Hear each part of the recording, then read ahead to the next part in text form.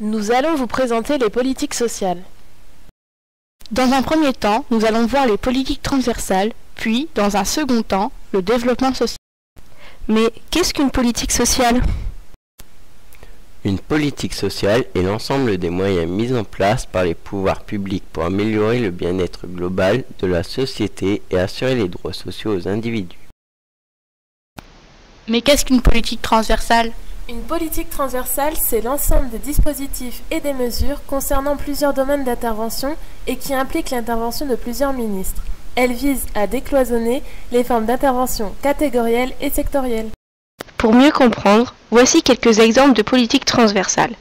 La politique d'insertion sociale, la politique de la ville, les politiques d'accueil et d'intégration. Nous allons plus précisément nous intéresser à la politique de la ville, qui est l'ensemble des dispositifs et des mesures mises en place dans les quartiers en difficulté pour réduire les inégalités entre les territoires. Les politiques transversales mobilisent plusieurs acteurs. Mais qu'est-ce que le développement social ? Le développement social désigne un mode d'intervention collectif et local et a pour objectif de répondre aux problèmes sociaux de la population d'un territoire. Il a pour but d'améliorer le bien-être de chaque personne dans la société. Ce projet est à la fois économique, social et culturel.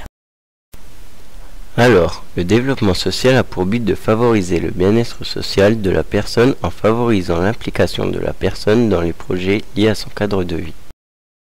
Le développement social prend en charge la globalité d'une situation dans une zone géographique déterminée à partir de l'analyse économique, sociale et culturelle, mais aussi des atouts et des faiblesses sur le territoire. Voici un exemple pour mieux comprendre. Dans les établissements scolaires, en zone sensible, il y a des inégalités. Le ministre de l'Éducation met en place des politiques d'éducation prioritaires et développe de nombreux dispositifs comme avoir plus de maîtres dans l'école. Les intérêts d'une politique transversale sont de répondre globalement aux problèmes de la population, d'avoir une meilleure prise en compte des besoins de la population et d'avoir une meilleure efficacité.